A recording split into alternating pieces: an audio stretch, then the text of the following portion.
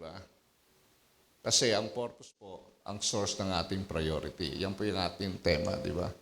Kung wala tayong malinaw po na at wastong prioridad sa buhay, ay hindi natin alam kung anong dapat natin gawin, di ba? Hindi tayo magiging matagumpay sa ating pamumuhay. Not only in our Christian life, also in our natural life. Amen? So, una po ay, yung priority po natin ay yung believer's priority is to testify Jesus Christ. Nakita po natin yan sa buhay po ng babaeng Samaritana na by this time, the woman was on her way back. Di ba? Bumalik siya sa village. Wala yung kanyang banga.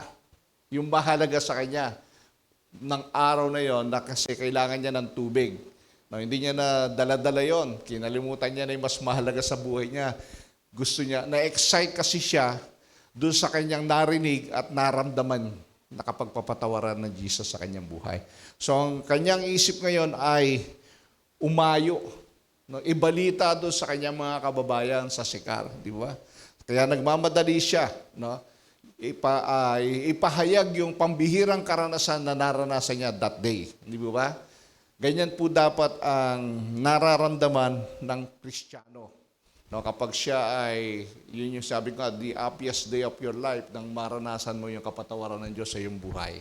Di ba? For the God's glory. Napakahalaga po nun. Dapat ganyan po.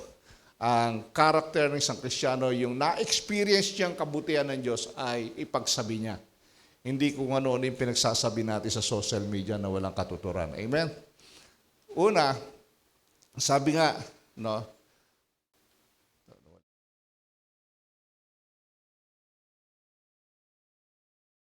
mula po to sa pagpilit niyang harapin, no, yung kanyang maling pamumuhay. No, nakita niya na sinabi ni Jesus Christ, ganyan ang buhay mo, inarap niya talaga. No, na hanggang sa tinanggap niya yung kasalanan niya. No, at yung mga bagay na naranasan ng Samaritana ay pinamalita niya. No? At ito po yung nangyari din po kay Peter, kung natatandaan niyo po, nung si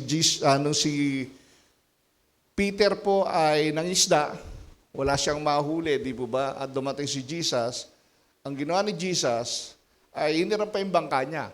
Bagamat alam niya namang may pangangailangan niya. Alam ng Diyos yun eh. Kaya lang, mas pinapriority muna ni Jesus, ipangaral yung mabuting balita. Di ba?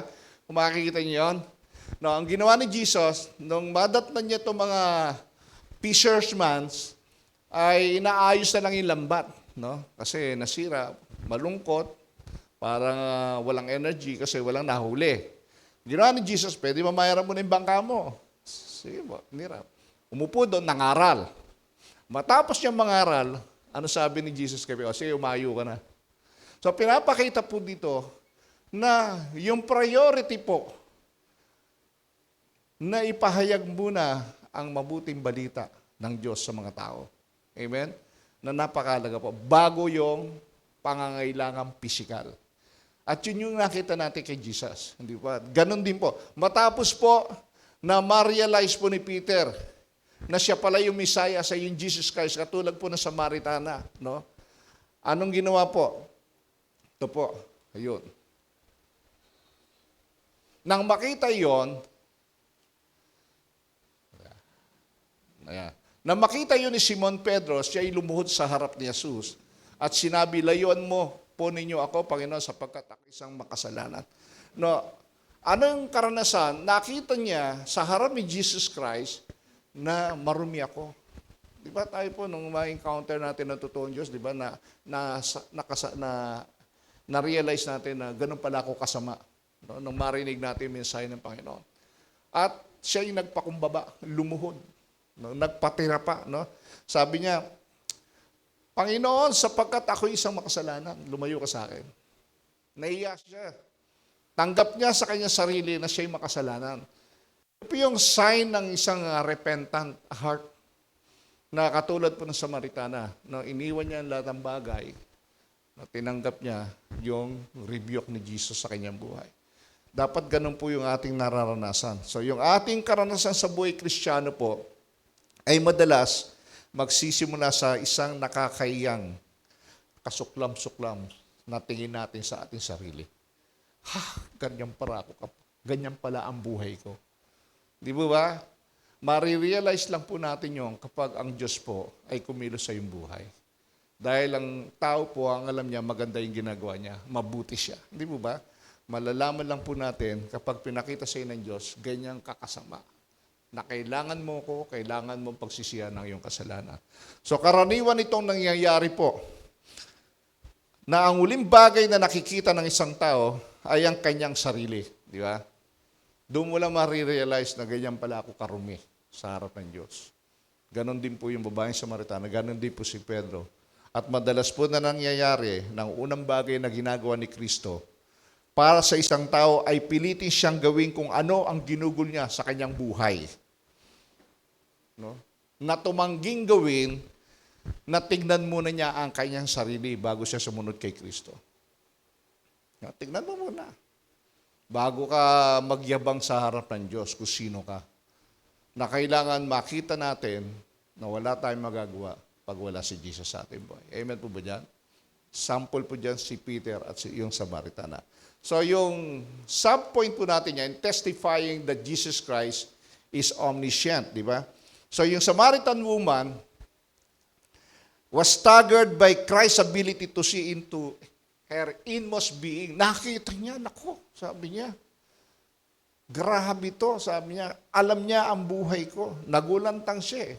Doon sa kakayaan ni Jesus na malaman ang laman ng puso niya at malaman ang kanyang buhay, yung istorya ng buhay niya. Nagulantang siya, no? Namanga siya kay Kristo, nakilala at alam ni Jesus Christ ang tungkol sa puso ng tao. Alam ng Diyos ang laman ng puso natin. Amen. Wala po tayong maitatago.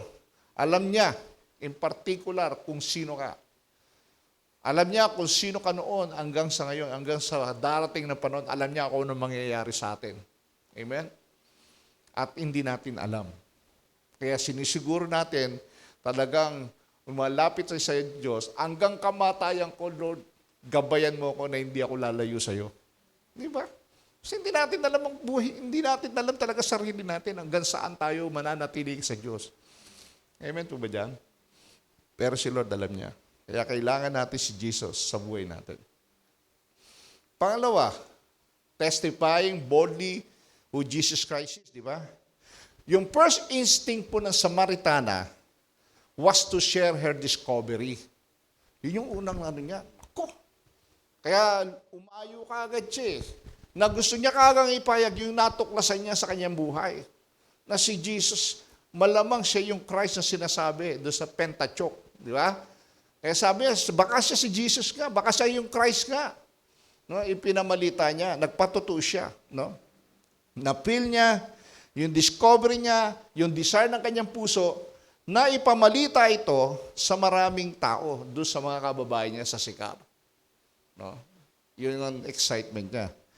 At ang very desire niya to tell others the discovery na wala na yung kahiyahin, yung ano ba yung mahihiyahin.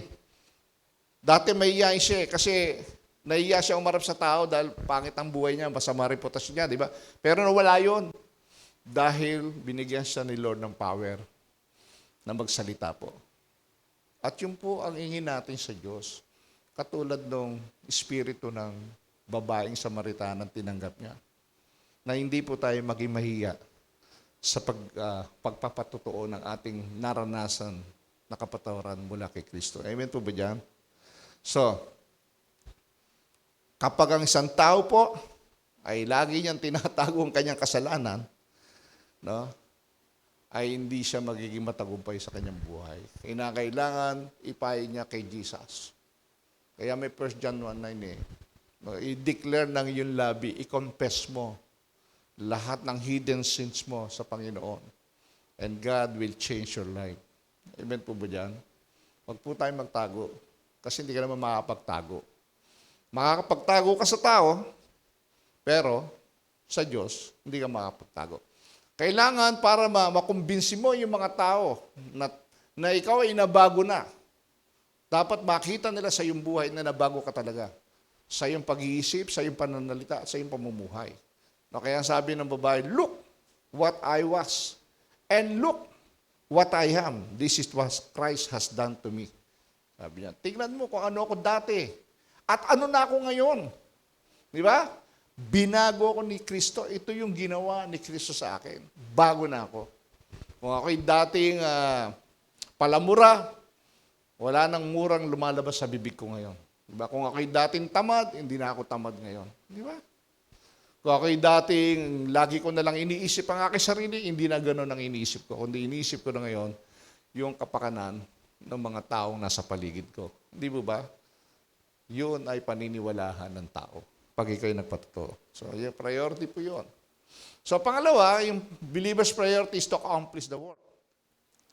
So, to do the will of God is the only way to peace. No? Pag ginawa mo ang kalooban ng Diyos, ay may kapayapaan ka. It is the only way to peace. To do the will of God. No? There can be no happiness. Walang kagalakan, hindi ka magkakaroon ng kaligayahan kapag itinakda natin na huwag gawin ang kalooban ng Diyos. Kailangan gawin natin ang kalooban ng Diyos. No?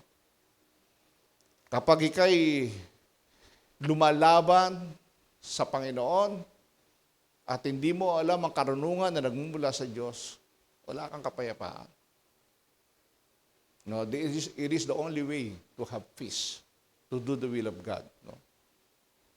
Yeah. Dapat ma-accomplish mo yan. Pangalawa, to do the will of God is the only way to power. No? When we go out on our own way, pag ginawa natin mga bagay na para lang sa ating energy, hindi ka magiging matagumpay. You need the power of God to accomplish His will in your life. At wala kang kagalakan kapag ang ginagawa mo ay yung sarili mo lang kagustuhan.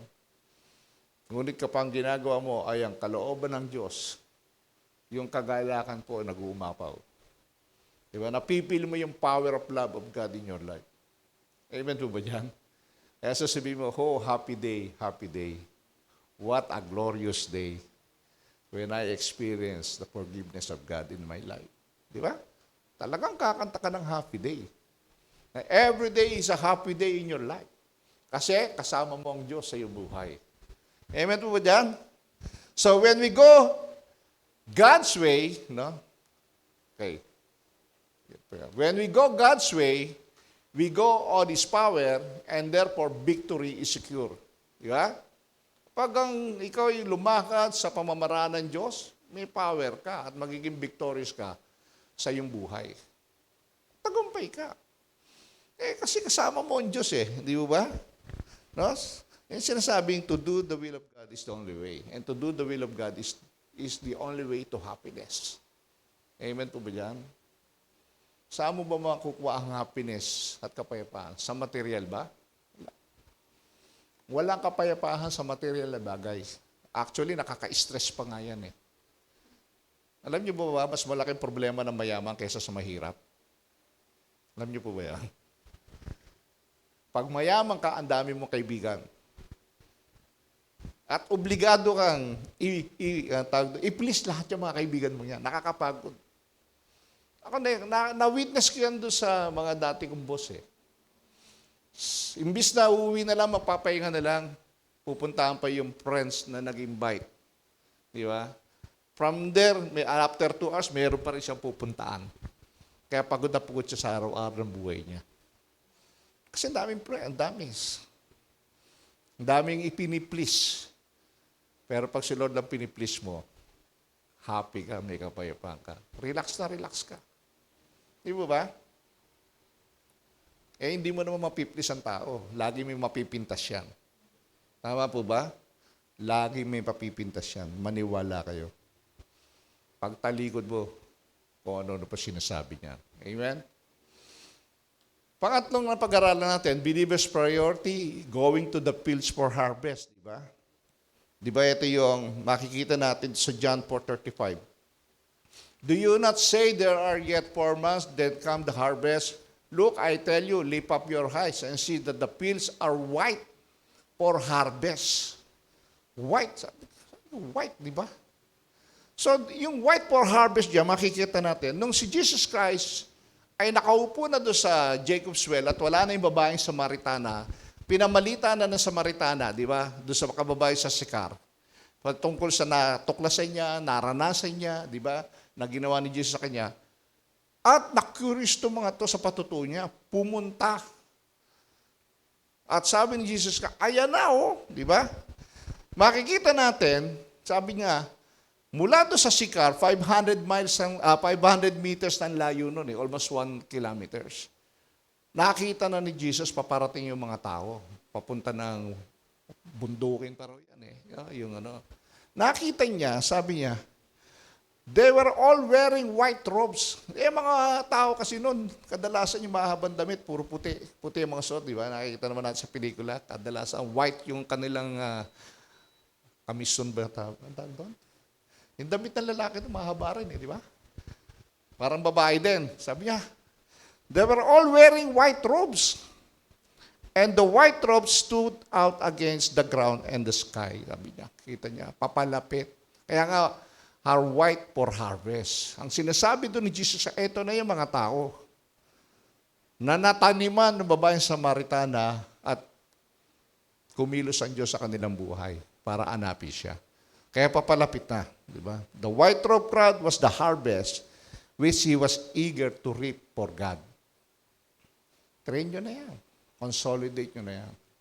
Turuan na yan patungkol sa akin. Di ba? Kaya nga, anong patutuo ng mga tao? For here saying holds true. Sabi niya, one sows, another reaps. I sent you to reap for that which for you did not labor. Others have labored, and you have entered into their labors. So time will come, sabi niya sa mga disciples, darating ang araw na ikaw magtatanim, iba ang aani. Di ba? Ikaw ang magsishare ng Word of God, pero hindi ikaw ang makapag-consolidate. Hindi ka makakapag-disciple sa kanya. Hindi ka makapagdadala sa kanya sa church. Iba. Sinasabi niya. There would be a time when Christian church sent out evangelists. So, nag-conquest tayo. No? Nangaral tayo. Gumawa tayo ng mga programa para magkaroon ng harvest time. Ito yung ating program Ito yung ating strategy. Conquest time, di ba? Ha-harvest tayo. Nanggang sa yung mga nag-harvest na ito, nagtatanim, hanggang nakamatayan na niya. Hindi pa rin niya nakita yung harvest niya. Pero, hindi na nasasayang yung itinanim mong buto sa puso ng mga tao. Ito yung sabi ni Jesus. It is said, sabi nga, someday you will labor and you will see nothing for it. Sinasabi, yung pinagpaguran mo ay hindi ikaw ang makikinabang. Yung iba ang makikinabang. Hindi mo makikita yung bunga ng pinagpaguran mo. Time will come. Mangangaral ka, parang tingin mo wala nangyayari. Kaya nadi-discourage ka minsan nalulungkot Diba? Parang hindi ako anointed tuloy. Diba? Yan sabi ni Jesus. Tatanim ka, papagod ka, pero one day, hanggang makamatayan mo na yan, hindi mo nakita yung mga harvest mo para madala mo. Nangyayari ba yon? Marami pong ganyan. Yung mga martyrs and evangelists, nangaral po, hanggang namatay sila, hindi nila nakita yung bunga ng tinanim nila. Pero, hindi po nasasayang. Yun sabi. Never fear, sabi niya. Huwag kang matakot. Never be discouraged. The sowing is not in vain. The seed is not wasted. Hindi po nasayang. Dahil time will come, yung iba, aanihin nila yan. At dadalhin nila sa kingdom of God. Ang gawin lang natin, gawin natin yung kalooban ng Diyos na patuloy po tayong magpatutuo po. Mangaral po ng salita ng Diyos. Huwag kang ma-discourage. Normal yan kasi sa ministry. Minsan nakakapanlambot na parang tingin mo walang nangyayari. Hindi ba? Pero makita mo may nangyayari pala. Kasi may mga nabago Kasi may mga nag-response Diba? Especially na lang, yung sinasabihan natin mga nagli-live-in. Pero ang daming nagre-response na gusto na magpakasal. Sabihin, may nangyayari, kumikilos ang Diyos sa kanilang puso. Di ba? Hindi nasasayang yung pagpapahayag natin ng katotohanan sa kanila na gusto ng Diyos sa buhay nila. Amen po ba dyan? Kaya wag po tayong tumigil. Habang tayo po'y nabubuhay sa mundong ito, ay wag tayong tumigil na gawin ang pinagagawa ng Diyos. Amen? So, yung passage po yan ay meron dalawang bagay po tayong makikita. Sinabi nga, there is the reminder of an opportunity. No, pag merong opportunity, ay wag nating sayangin. May opportunity na mag-share ng Word of God, wag mong sayangin. No? Nire-remind po tayo, opportunity na ito, pag may lumapit sa iyong tao, share mo na kagad. May nakatabi ka. Makikita niyo yung mga Kristiyano during that time, do sa first century, walang makakatabi mga yan na hindi na kinakausap na sinishare ang Word of God. Pag nakatabi nila, yari, sinishare ang kagad. No, yan po yung mga opportunity. Dapat ganun po tayo. Kung ganun lahat ng Kristiyano, ay mabilis pong lalawak ang kaharian ng Diyos. Kahit siyan, hindi ba ba? Kaya lang lahat po ay tikom ang bibig, takot magsalita. Nahihiya. Nahihiyang ma-reject. Nahihiya, nadi-discourage agad. So, hindi po tayo dapat nadi-discourage. Amen? So, the harvest waits to be reaped for God. Ang nakalulungkot po dyan, ang church po ng Panginoon ay lagi pong nagiging bigo po sa pag-harvest. Handyan na siya, pipitasin na lang, hindi pa magawa. Di ba? Kasama niya na nga eh. Kasama niya na sa loob ng bahay, sa tahanan, katabi niya na, hindi pa niya ma-harvest. Bakit? Ayaw sundin ang kalooban ng Diyos. Iniisip niya yung sarili niya. Di ba? Ipo. Ano pa po makikita natin yan? There is a reminder of a challenge. China-challenge po tayo. Nagawin natin ang kalooban ng Panginoon. It is given to many man to sow, but not to reap. Marami po talaga nagtanim. Tanim lang ng tanim, pero hindi naman ma-harvest. Nasasayang. Namunga na, ayaw pang i-harvest. Hindi ma-preserve ngayon. Na-harvest nga, hindi naman ma-preserve. Anong nangyayari? Napapabayaan, nabubulok. Di ba? Hindi naalagaan. Parang mga baby na ipinanganak. Tapos pinanganak, pinabayahan, namatay tuloy. Di ba? Di ba pagka ang baby pinanganak, pinababayaan ba yan? Lagi kang dinadala pa yan sa pedya para ma-check up, di ba? Inaalagahan. Nakakita niyo po? Ganon din po sa spiritual rebirth.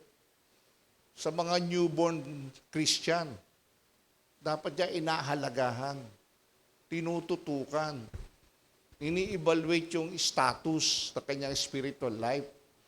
Malusog ba to? Ano bang kailangan dito? Ano bang dapat kong gawin dito? Anong dapat ko i-feed dito para to lumago? Tama po ba? Di ba sa baby ganun? Anong vitamin? Anong gamot? Saan ko siya patutulugin? Di ba? Anong igaan na ibibigay ko sa kanya? Anong damit ang kailangan niya? Dapat ba lagyan ko ng sapin ng likod niya para magkasakit? Ganon po dapat. As a Christian, as a leaders po, ganon dapat ang iniisip natin mga leaders kung papaano natin poproteksyonan yung kalusugan spiritually ng mga tupang ipinagkatiwala sa atin ng Panginoon. Amen? Okay. So maraming ministeryo ang nagtagumpay. Hindi sa sariling lakas nila. Hindi dahil sila'y karapat-dapat. Ngunit dahil sa isang banal na tao na nabuhay at nangaral at namatay at nag-iwan ng impluensya na higit na malaki sa kanyang pagkawala kaysa sa kanyang presensya. Diba? May mga tao po. Dahil doon sa isang tao na yun, sa isang evangelist, sa isang martyr na yun na nangaral, nagtanim ng seed sa puso ng tao ng salita ng Diyos. Hanggang nakamatayan niya, wala siyang nakita. Ngunit may mga lumitaw na mga Kristiyano na sila ang nag-harvest. Ibig sabihin, yung nag-harvest ba magtagumpay? ang nagtanim at ang nag-harvest ay pareho silang matagumpay sa harap ng Diyos. Amen po ba dyan? Kaya hindi po nasasayang yung mga tinatanim natin. Tanim ka lang ng tanim. Amen po. Kung hindi mo ma-harvest yan, may ibang mag-harvest yan. Ang mahalaga, nagtatanim ka. Pero sayang naman kasi yung tinanim mo na hindi ka makikinabang. Tama po ba?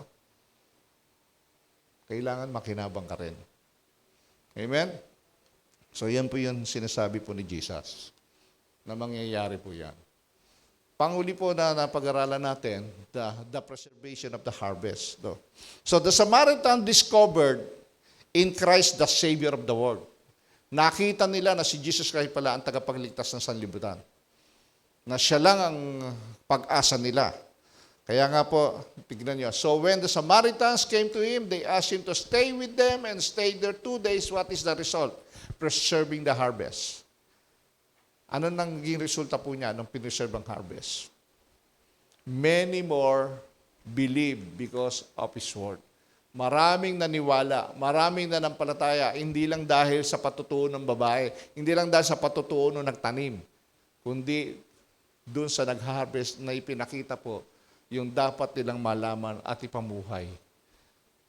Amen? Maraming naniwala. So ang result po niyan, lumalim sila sa kanilang relasyon kay Jesus. Nakilala nila ang tunay na dapat sambahin sa Espiritu at katotohanan. So yan po yung ating katapusan. Ngayon naman po, ay tutuloy naman natin yung pang-uli ng chapter 4. No, dito po matatapos yung chapter 4. God's willing, next Sunday, chapter 5 na po tayo. Okay. After 2 days, he departed for Galilee. Galing siya ng Samaria, papunta na siya ng Galilee kasi yun naman talaga ang destinasyon niya, bumalik siya sa Galilee. Pero sinabi ni Jesus, for Jesus himself had testified that a prophet has no honor in his own hometown. Grabe, hindi ginagalang sarili niyang bayan. Isipin niyo po, for 30 years, Jesus living in that place. Kasama po nila yung mga Galileans na yan. Pero hindi nila na-recognize na siya ay prophet. Kasama nila eh. No, mula pagkabata nga eh, paglaki ni Jesus, for 30 years siya nakatira dyan eh. Hindi nila na-recognize na ito pala ang prophet. Ito pala yung Christ. No? No, hindi lang, walang nakakita sila sa dream nila, sa vision nila, yung kalaro pala nila, yung kakwentuhan nila, yung pinagpapagawa nila ng gamit nila, karpintero kasi si Jesus Christ, o baka gumawa pa ng bahay nila yan, hindi ba? Ay hindi nila na-recognize na siya pala yung sinasabi ng Bible, the Messiah, no? The Savior of the world. Buti pa yung mga Samaritana. Nakilala siya agad. Amen? So, he had received no honor in his own country. Wala siya natanggap. Pero, pagdating sa verse 45, ay tinanggap na siya. No, makikita natin. So when he came to Galilee, the Galileans welcomed him, having seen all that he had done in Jerusalem at the feast, for they too had gone to the feast. So bakit kaya nung una, bago siya hindi siya ino-honor? Nung pagbalik niya, tinanggap na siya ng Galilea. Kasi na-witnessan nila yung mga miracle na ginawa ni Jesus. Yung tubig sa Kana, ginawang halak. Yung sa temple, winasak niya yung kaguluhan at gumawa siya pa ng mga miracle doon. Na hindi na po nabanggit ko anong klase miracle yon. No? Kaya sabi niya, ito na siya siguro. Ito na si Jesus, the miracle worker. Welcome him, di ba? So they believe in him because of his reputation and his work. Kaya sila naniwala kay Jesus dahil sa kanyang ginawang mga kababalaghan at sa kanyang mga ginagawa. No? Pero ang kanilang pananampalataya ay hindi totoo, imperfect, mababaw yung pananampalataya nila. Katulad ng mga multitudes in Jerusalem whom he read. No, yung mga tao na nakaenkwentro ni Jesus Christ sa Jerusalem, hindi talaga mananampalataya. Hindi talaga naniniwala. Kasi, kaya lang nila winelcome si Jesus kasi gusto pa nila makakita pa ng maraming miracle. Yun lang talaga. Kaya makikita natin, di ba, doon sa John chapter 2, na hindi talaga nagtiwala si Jesus sa kanila. Kasi alam ni Jesus yung puso nila. Ang gusto nila ay more miracles. Parang gusto pa magpalabas si Jesus Christ. Hindi ibig sabihin, kaya sila sumusunod kay Kristo ay nananampalataya sila. Hindi. Gusto lang nila maka-witness pa ng mga iba't ibang klaseng gagawin ni Jesus na kababalaghan. Di ba? Tignan niyo po, in John chapter 2. Babalikan natin. Now, while he was in Jerusalem at the Passover feast, many people saw the miraculous sign he was doing and believed in his name. But Jesus would not entrust himself to them, for he knew all men. Hindi siya nagtiwala. Kasi alam niya na hindi naman naniniwala sa akin itong mga ito eh. No? Yung kanilang tawag dito, incipient faith, yung mabilis na paniniwala, hindi naman totoo eh. Pero itong mabilis na paniniwala nito, na mababaw nito, darating ang araw, madidevelop to into a perfect trust. Di ba marami naman tayong ganon? Tao, dati naniniwala, pero napilitan lang. Pero time will come, dahil nakakasharean, nakakarinig ng message, ay lumalago ang kanyang pananampalataya. Hanggang siya ay totally na magtiwala na sa Diyos. Di ba? So yan, sa mababaw hanggang tumatagal, ay nagtitiwala na totoo. Ganon din naman talaga tayo dati, di ba? Hanggang na-develop po. So kaya napakalaga po, yung mga tao na nasharean mo na at naniwala na kunyari, tuloy-tuloy mo lang hanggang maging totoo ang kanilang pananampalataya kay Kristo. Huwag kang matakot, huwag kang ma-discourage kung makikita mong walang manifestation. Huwag ka lang tumigil. Hanggang ikaw din ay ipanalangin mo na sana maging totoo, Lord, kumilos ka sa buhay ng taong ito. Di mo ba? Huwag ka kagad susuko. Kasi bilis natin sumuko eh. Madali tayong ma-discourage, hindi ba? So, ito ngayon yung ating gustong tignan, no? Yung team natin dito, the unbelief of the people. Yung walang kapananampalataya ng mga tao. Amen? How to face the unbelief of the people. Paano mo haharapin ang mga taong hindi naniniwala? Share ka na share. Ayaw na mamaniwala. Paano mo i-handle yan? Paano mo harapin yung mga taong yan? Na mamamatay na ako dito. Pagkat ako ay nakagistan ko na ito. Di ba? Hindi na ako pwedeng Basta wala akong ginagawa masama, ito na. So, paano mo i-handle yung ganon? Dito po ay unang point dyan, paano mo i-handle. We should contemplate the unbelief of the people. Isipin natin, bakit kaya hindi nananampalataya to? Isipin mo, bakit ayaw maniwala nito? Bunin mo, evaluate mo. We should contemplate the unbelief of the people. Huwag mo kagad siyang i-condemn, huwag mo kagad siyang i-judge. Kundi, tingnan mo, bakit ayaw niya maniwala? Di ba? Tignan niyo po, si Jesus nga din, naranasan niya yan di ba? Balikan natin. In John 4. After 2 days, sabi niya, for Jesus himself but testified that a prophet has no honor in his own hometown. Prophet has no honor in his own town, sabi niya. So, ito yung mga ancients na kawikahan o salawikahin nila na naiiba ang paniniwala. No? Yung tugon nila, yung tugon ng mga Samaritano, di ba? Iba yung tugon ng mga Samaritano. Yung sa mga Samaritano, in-honor siya, di ba? Yung tugon ng mga Samaritano sa katangian na hindi paniniwala ng mga kababayan ni Jesus na mga tao sa Galilea at Judea na ang atubili na pananampalataya ay nakasalalay po ng labis sa paggawa ng mga himala ni Jesus. Yung mga Samaritana, hindi nakamit-ness ng miracle. Naniwala sila sa sinasabi ni Jesus. Yung mga Galilean na kababayan ni Jesus Christ, Hindi naniniwala. Sumusunod lang to kasi nakikita nila yung mga miracle na ginagawa ni Jesus. Nakatingin sila doon sa ano ang matatanggap ko. Pang sariling kapakanan. Di ba? May mga pinagaling si Jesus diyan. Kaya sila lumalapit kay Jesus kasi gusto nilang gumaling sa kanilang sakit. Gusto nilang masolusyonan yung kanilang present problem. Maraming tao mag-church yan pag wala nang mangyayari sa kanyang problema. Wala na siya solusyon. Especially yung mga malapit nang mamatay dahil sa sakit. Kahit sino, tatanggapin yan. Gumaling lang siya. Maniniwala kayo? Pati albularyo, paniniwalaan yan. Kung kaya siyang pagalingin, maniniwala yan. Pati yung mga magikero, mga mananawas. Tinuro ni Pastor Mac Wednesday. Pati mga mananawas dyan, yung mga nag-ano pa ng kandila, ng mga insenso. Tatanggapin na mga yan. Pero si Jesus, hindi nila tinanggap. Kasi ang gusto lang nila, miracle. Yung mapapakinabangan nila. Pero yung sa mga Samaritana, hindi naka-witness ng miracle. Naniwala sila sa sinabi ni Jesus. At yun ang inaanap ng Diyos sa atin.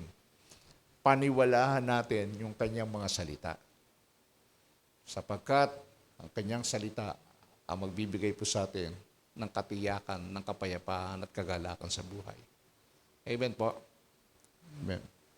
So, ang mga Samaritana ay si Jesus Christ po ay tagumpay ang kanyang ministry doon. Naging masaya siya. So tingin nyo ba hindi masaya si Jesus? Masaya siya. Kasi tinanggap siya ng mga hindi niya kababayan at pinaniwalaan siya. Victorious yung ministry niya. Di ba? Not like, siguro sabi ni Jesus, babalik pa ba ako sa Galilean? Manatili na lang kaya ako sa Samaria. Mas pinapahalagaan ako dito. Di ba? Kaya lang, ministry talaga ni Jesus ay para sa mga Galilean na kababayan niya makakilala. Kailangan din niyang i-share. No? So, yun yung makikita natin. Yung mga kababayan niya, no?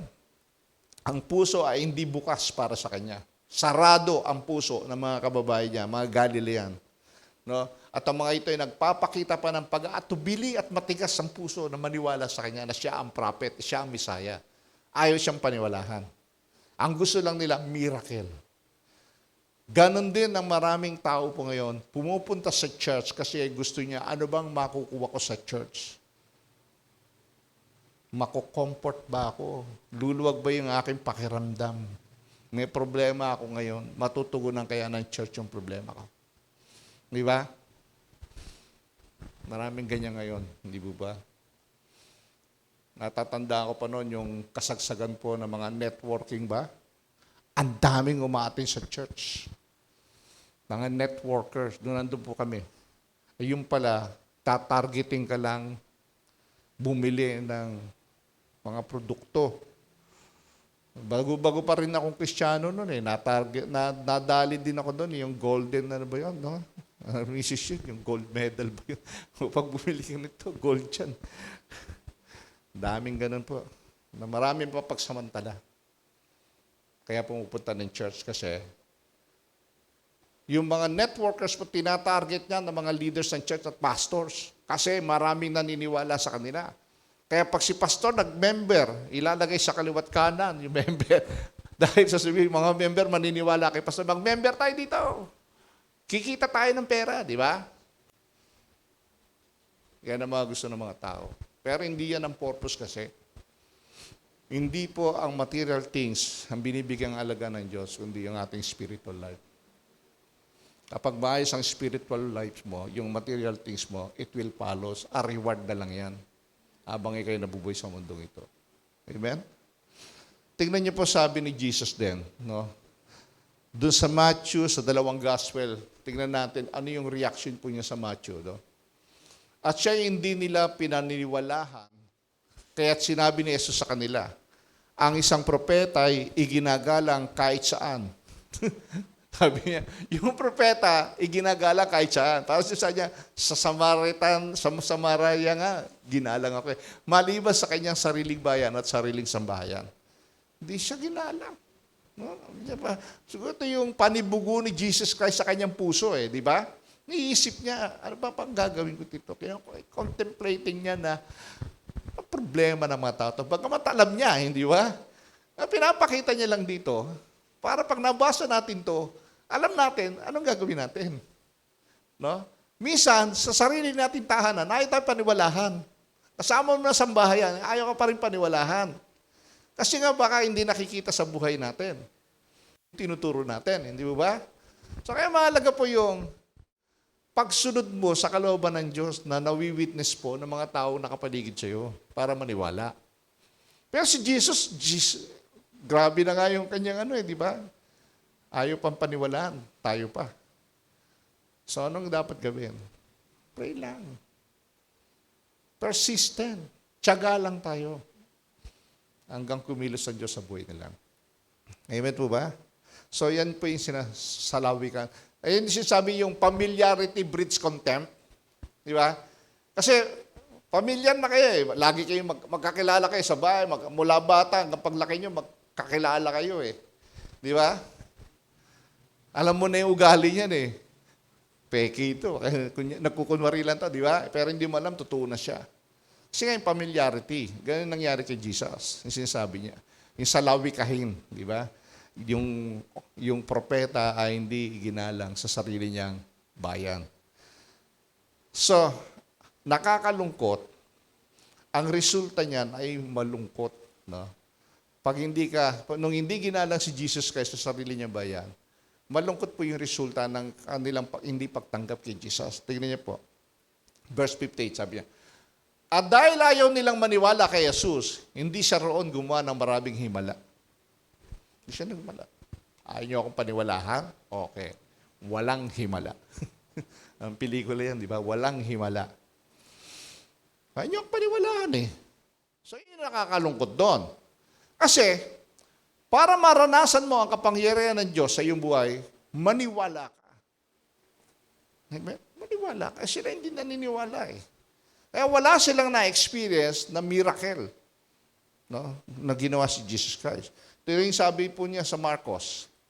Dahil dito, sinabi ni Jesus sa kanila, ang isang propeta ay iginagalang ng lahat, maliban ng kanyang mga kababayan, ang mga kamag-anak at mga kasambahay. Hindi siya nakagawa ng himala roon, maliban sa ilang may sakit na pinatungan niya ng kanyang kamay at pinagaling. Nagtaka siya dahil hindi sila naniniwala sa kanya. Jesus mismo nagtaka Hindi sila naniniwala.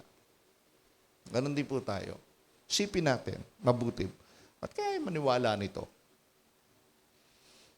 Ba't tayo maniwala nito sa sinishare kong katotohanan? I-contemplate na yung unbelief ng mga taong ito. Anong problema? Baka dahil na naratay na sila doon sa nakagisnan nila. Doon na lang, ayaw buksan ng isip at puso na marinig ang katotohanan. Di ba?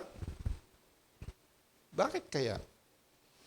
Sabi nga nung kaapon may Bible study kami.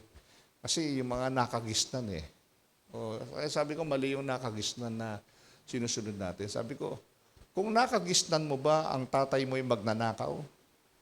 Ikaw din ay magnanakaw? Di ba? Tama ba yan? Nakagisnan ko binubuhay kami ng tatay ko sa pagnanakaw tingin ko, tama to. Kaya magnanakaw din ako.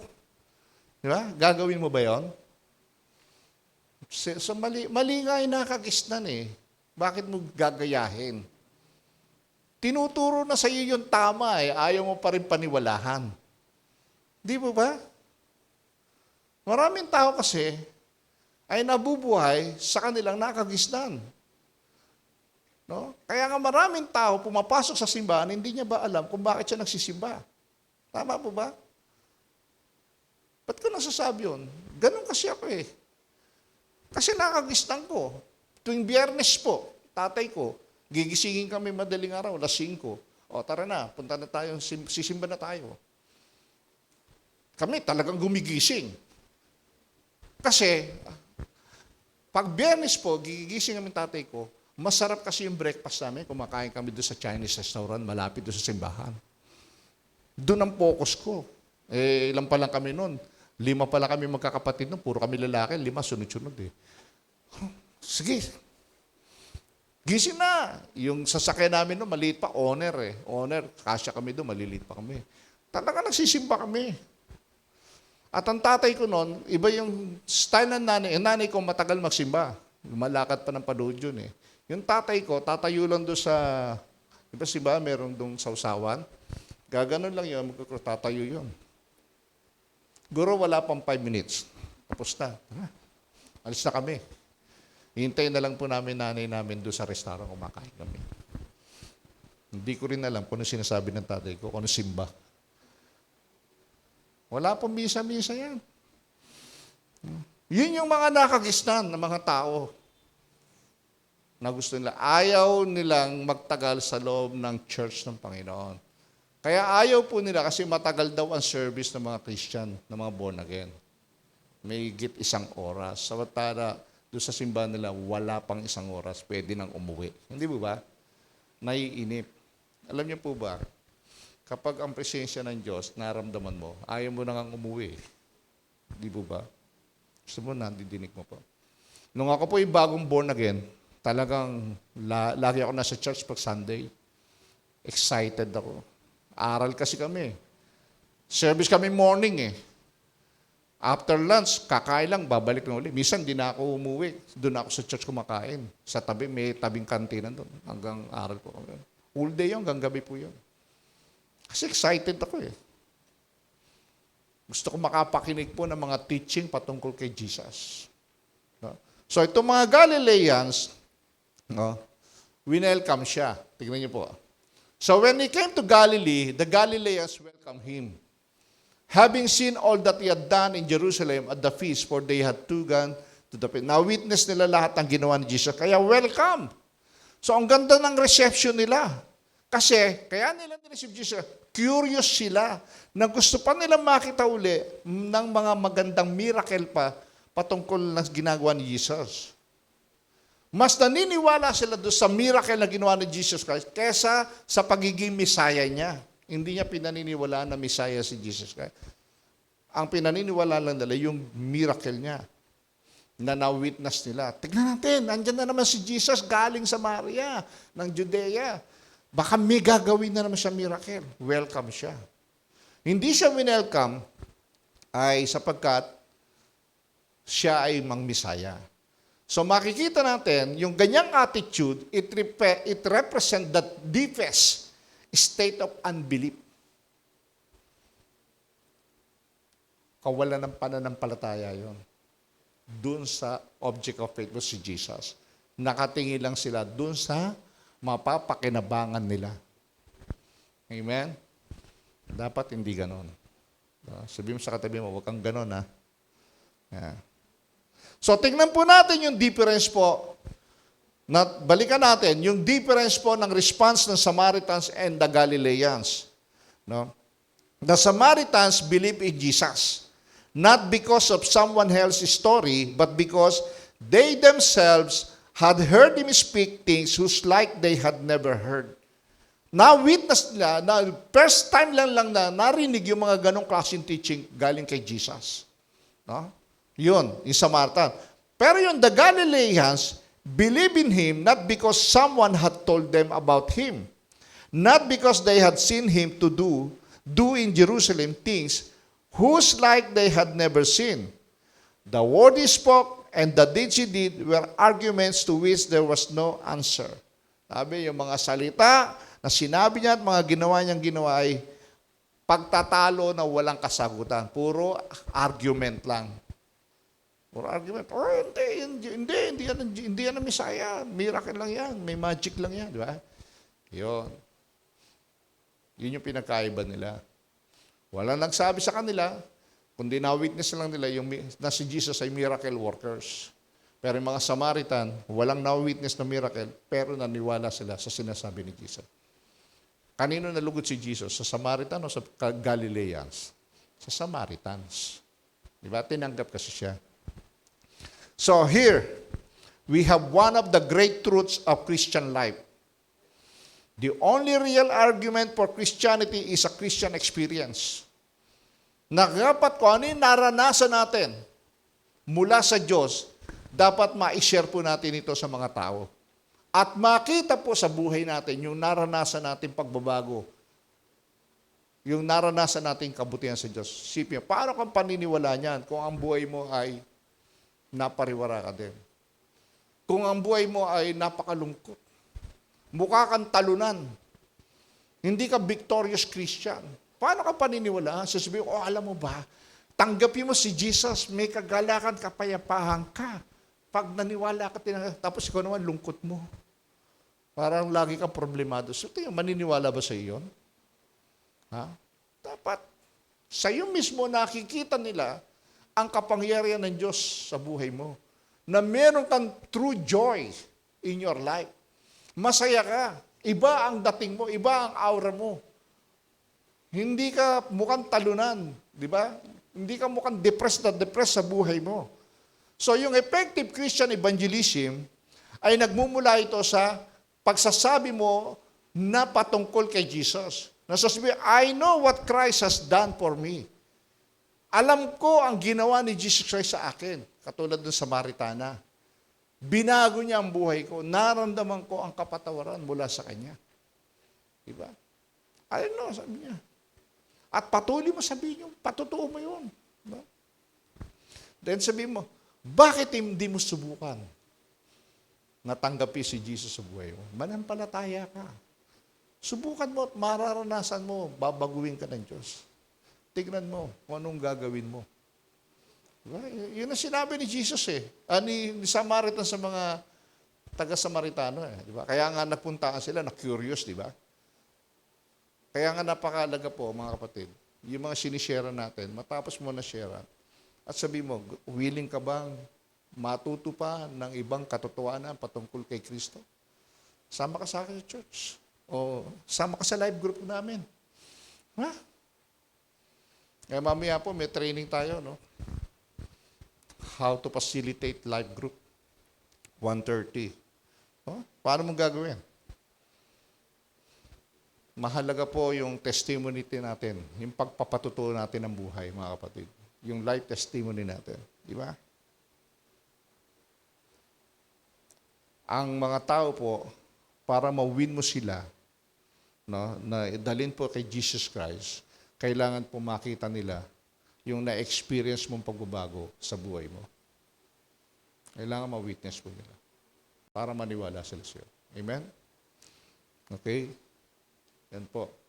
Yan po yung una. How to face the unbelief of the people. Pangalawa, we should confront the unbelief of the people. Dapat arapin mo. Confront mo siya.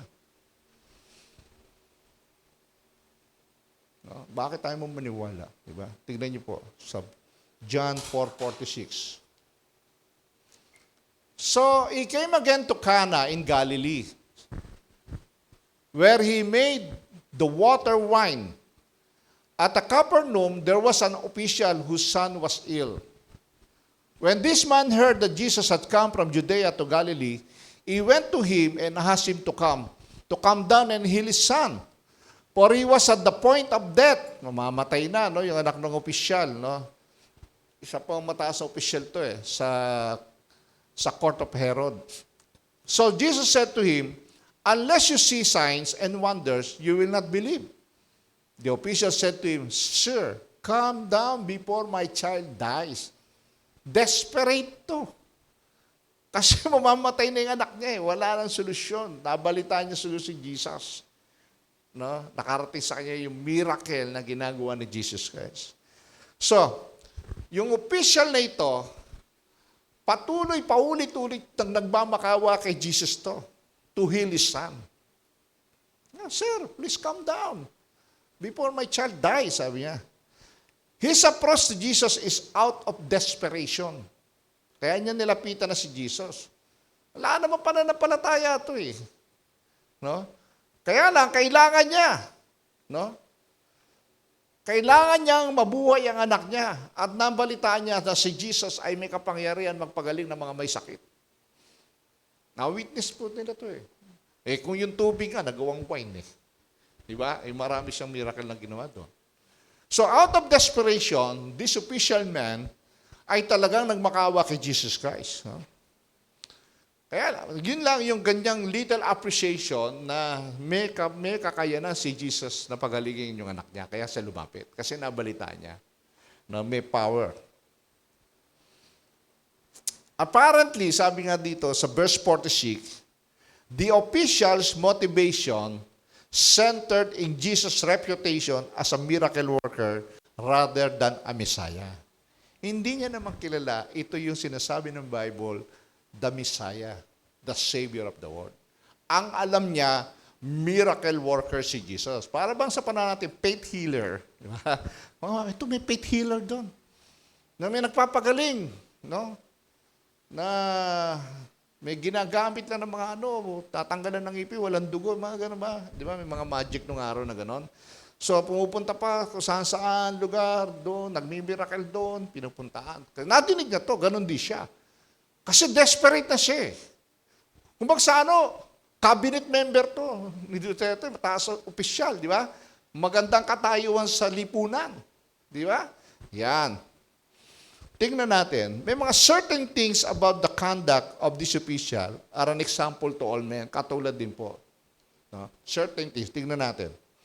He is a royal official who came to a carpenter. Sipin mo, official, lalapit ka sa karpintero. Kinahindang niya yung pride niya. Kung baka sa vice president ka o tawag daw, secretary ka ng isang gobyerno na mataas ang posisyon mo, pupunta ka doon sa karpintero. Di ba? Kinain niya yung pride niya. Jesus, here is an who refused to be discouraged. Ito muna. He is a royal official and he was a man of high standing at the court of Herod. Mataas ang posisyon niya doon sa court of Herod. No? Jesus, on the other hand, had no greater status. Karpintero lang si Jesus Christ sa maliit na village ng Nazareth. Itong opisyal ito, mataas ang posisyon. Jesus was in Cana, and this man lived in Capernaum. Ang layo po ng Cana sa Capernaum ay 20 miles away. Nagbiyahe pa itong opisyal na ito ng 20 milya para lang puntaan si Jesus. Kaya sa babalik pa uli siya, napakalayo, di ba? Bibiyahe na naman, mamamatay na yung anak ko Wala nang time, di ba? So, makikita natin dito, ito isang napakagandang eksena na wala sigurong katulad tayo makikita sa mundong ito. Na yung isang mataas na opisyal lalapit sa karpintero. Di ba? Humiingi ng pabor. Sabihin, cabinet member, pupunta karpintero. Parang, tulungan mo naman ako, di ba? Usually, matataas siya. Hindi mo abot yan. Pero dahil desperado na siya, ang isang taong desperado, gagawin ang lahat. Tama? Gagawin ang lahat. Para lang matugunan yung kanyang pangangailangan. Si Jesus Christ po, isang karpintero. So, first and foremost, makikita po natin, yung official dito, kinain niya na yung kanyang pride. Wala nang pride. Anak ko ang nakasalalay dito. Hindi niya na inalintala yung sasabihin ng mga kasama niya yung cabinet member niya sa King of sa Herod Court, no? na tatawanan siya. Ano ka? Nababaliw ka na ba? Pupunta ka dyan. No? Hindi naman natin kalahi yan. Diba? Hindi niya na inalintala yon. Titiisin niya ang lahat ng sasabihin na pangit sa kanya. No? Desperado Desperado no? Hindi niya kailangan. No? Ang kailangan niya, yung maibibigay na tulong ni Jesus sa kanya. Kailangan niyang magpakumbaba. I will humble myself. Kakainin ko na yung pride ko. Makikiusap ako sa isang karpintero na hindi ko kahuri. Hindi ko ka-level. Di ba? Maraming ganyan tao, no? Alintana sila sa sasabihin ng mga, naku, pupunta ka dyan. Karpintero. Ano magagawa niya karpintero Doktor ba yan? Nakita nyo? May sakit, tapos pupunta mo karpintero. Ang layo naman yun. Di ba? Naisip niyo ba yun? Kasi desperado. Nabalita niya yung karpintero, nagmimiracle Di ba? Okay, pangalawa, yung official who refused to be discouraged. No, yung nyo kayo discouraged. Diba? Wala na yung mamamatay ng... Ang ginawa niya, ang nangyari, nung lumapit siya, sinalubong siya ni Jesus. Sa unang tingin, malungkot yung pahayag ni Jesus. No? Hindi ka kasi naniniwala eh. Maniniwala ka lang, malibyang makita mo lang yung miracle ko, sabi ni Jesus. Kaya ka ba naniniwala dahil nakita mo yung mga kababalaghan, sabi ni Jesus Christ. Parang iniinsulto mo, kaya ka lang naman lumapit sa akin kasi nabalita mo, ginawa kong alak yung tubig eh. Saka yung ginawa kong miracle doon, no? Hindi ka naman naniniwala sa akin, doon ka lang naniniwala, di ba? Parang ganun po. Kasi kilala ni Jesus yung puso ng tao, di ba? Tingnan niyo po. Sabi niya dyan. Sabi ka sa kanya ni Jesus, hanggat hindi kayo nakakakita ng mga himala at mga kababalagan, kailanman na hindi kayo sasampalataya.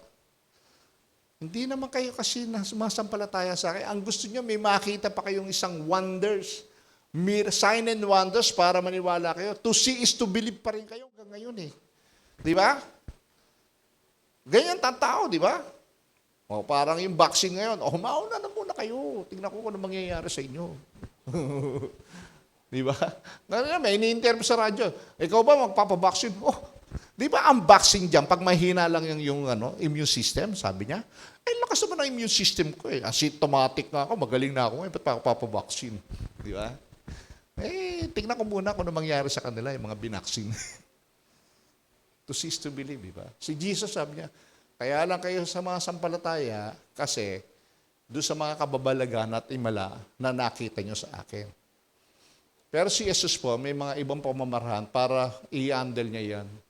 Yung ganyang sitwasyon ng unbelief ng tao. Marami siyang testing para makita niya yung matiyak.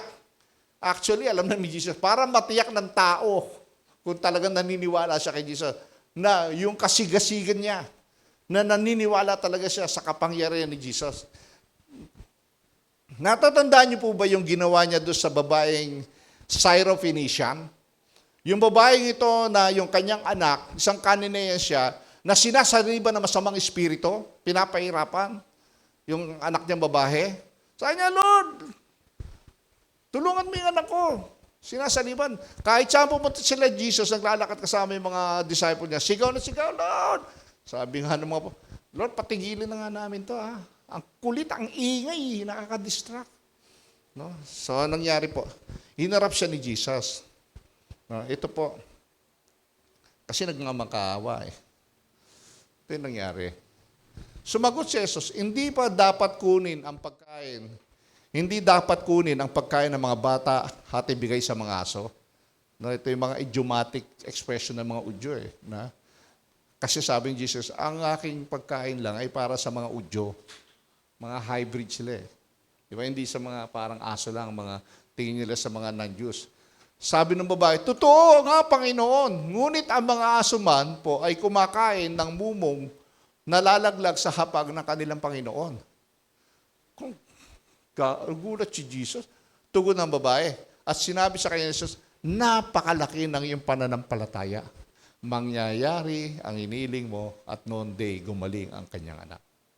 So, gusto ni Jesus Christ, confront mo.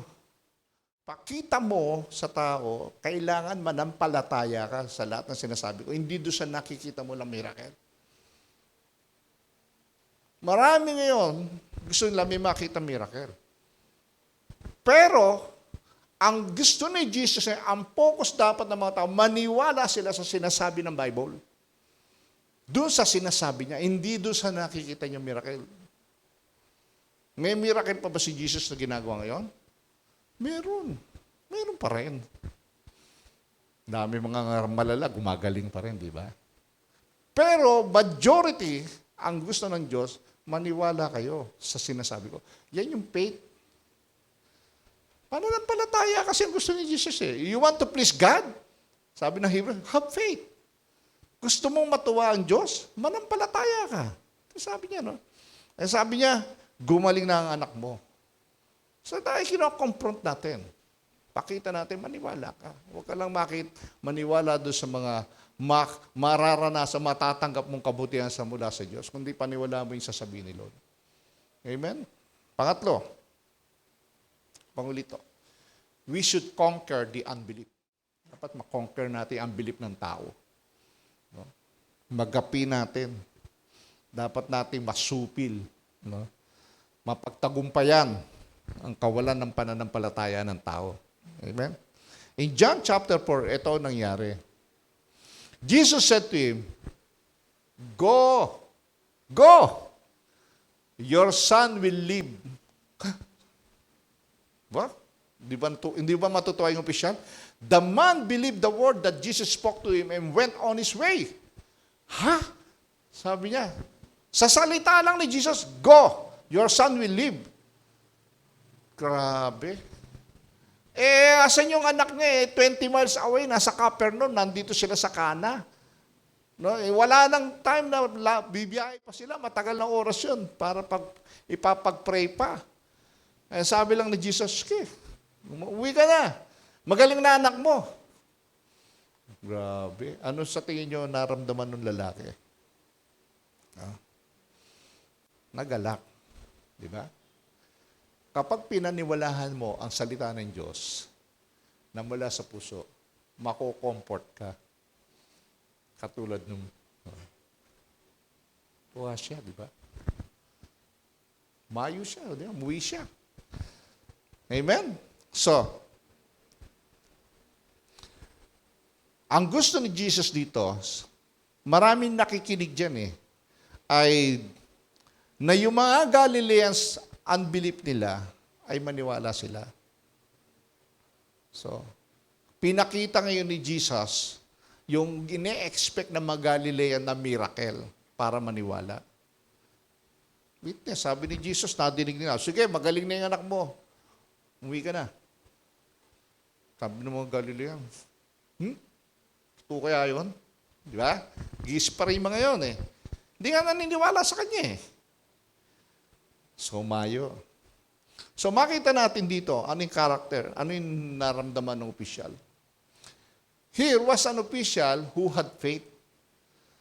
Yung opisyal na ito, meron ng pananampalataya, naniwala. Karoon siya ng faith, no? In verse 51, ito po nangyari, sabi. As he was going down, his servants met him and told him that his son was recovering. Ay, talaga? Nakasalubong niya siguro. Pauwi na siya. Papunta naman yung mga servant niya. So he asked them the hour. Anong oras yun? Anong oras nung gumanda ang kanyang kondisyon? And they said to him, yesterday, which been? Grabe, isang araw pa rin lumipas na biyahe nila. At the 7th hour, the fever left him. Wala nang fever. 7 hour dito. Alauna ng hapon. So, layo ng biyahe niya, no?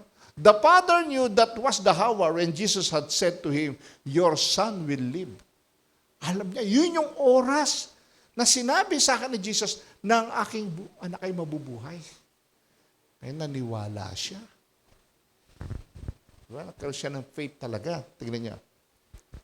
Alam niyo, napakahirap sa kanya na tumalikod at tumuwi na may kasiguruhan si Jesus na sinasabi mabubuhay ang anak niya. Sabi niya, totoo kaya to? Di ba? Dadalawang isip to Sure kaya yung sinabi ni Jesus? Di ba? Sinabi niya 20 miles. No? Lakad siya. Lakad lang yon. Umuwi siya. No? Na sinabi niya mabubuhay. Pero still, habang umuwi siya, yung faith niya nandun. No? Yung faith niya. So, yung assurance po ni Jesus na sabi sa kanya na mabubuhay ang anak mo, na-comfort siya. Di ba? Pag binabasa niyo yung Word of God, pag sinabi niya, I will never leave you nor forsake you till the end of the world. Di ba nakakomfort ka? May salita ng Diyos po ay nagtatransform sa atin. Hindi lang, sabi nga D.L. Moody, sabi ni D.L. Moody, the Word of God was given to men not for information, but for transformation. Mabago ang ating buhay. Mabago ang ating pananaw. No? So, habang papalakit siya, nakasalubong niya, ibinalita sa kanya, tuwan-tuwa siya. Di ba? Tuwan-tuwa siya. So, ano nangyari ngayon? Dahil na-experience niya sa buhay niya yung kapangyarihan ng Diyos. Di ba? Na-experience niya. Nakita yung overjoy, galak na galak siya habang naglalakad siya papauwi. Siguro excited to, makita yung anak niya eh. Nagaling eh. Siyempre, anak mo to, mahal na mahal niya to, di ba? Tingnan nyo, anong nangyari?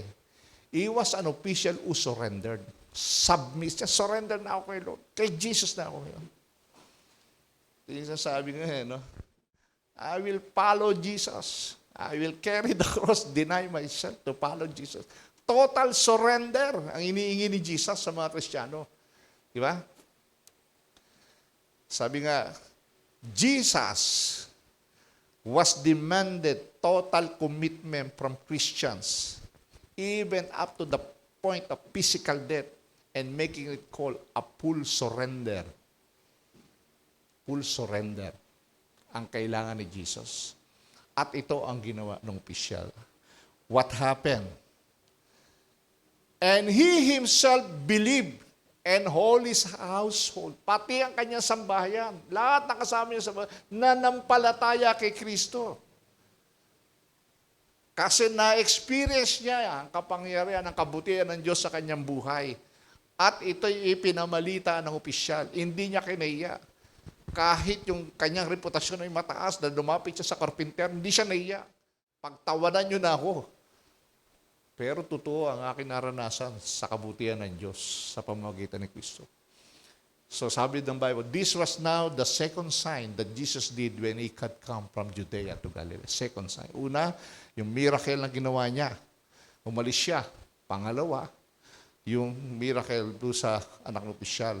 Sign that He is the Messiah. Amen? So, di na siya naiya.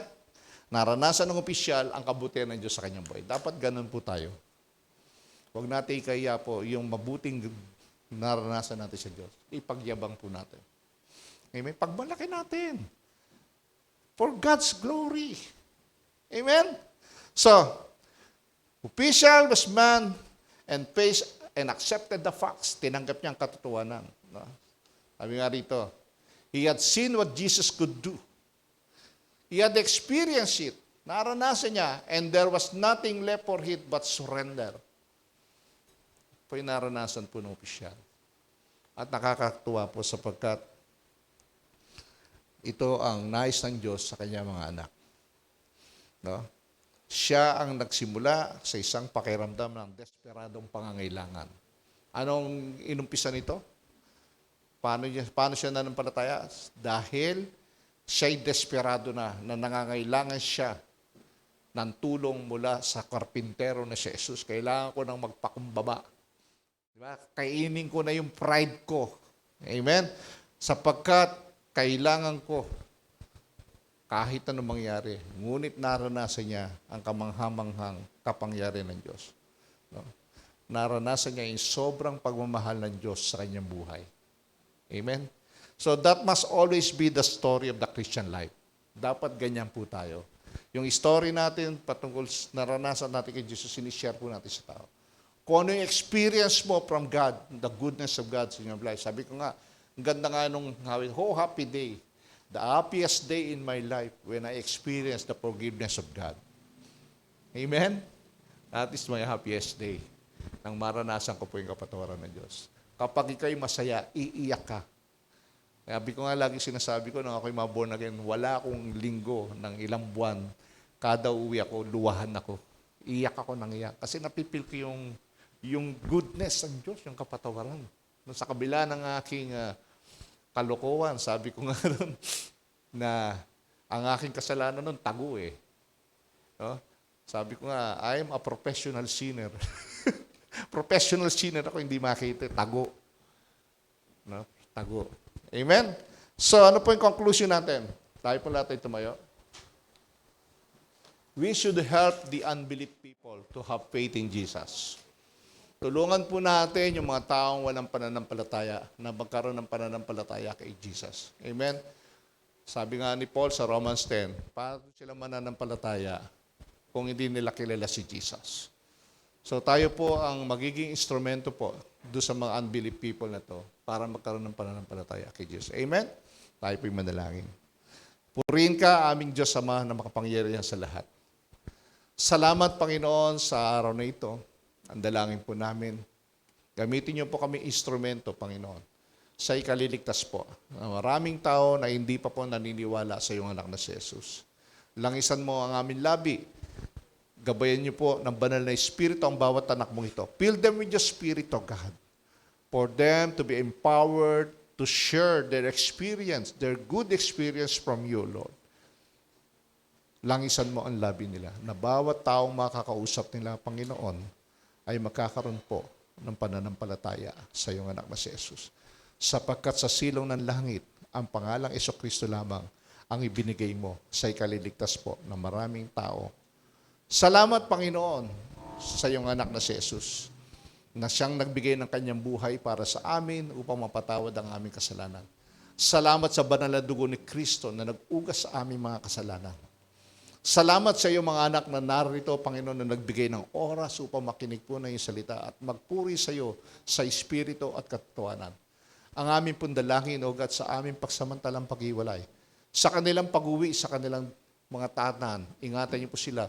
At ang bawat taong makausap nila, Panginoon, ay matutunan nilang i-share po ang mabuting experience na naranasan nila sa iyo. Sa iyong kamay, pinagkakatiwala ko po ang pag-iingat mo sa iyong mga anak na ito. Kaya mga kapatid, sa ating pag-uwi, lagi nating alalahanin at baunin natin na ang kapayapaan at kagalakan ay nagmumula sa Diyos na ibinigay niya sa iyo at mabuhay tayo na may bawang buhay kay Kristo sa pangalan ng Ama, ng Anak, at ng Espiritu Santo. Ang lahat may magsabi ng Amen. Amen. God bless po. So, makakaupo na po tayo. Announcement po.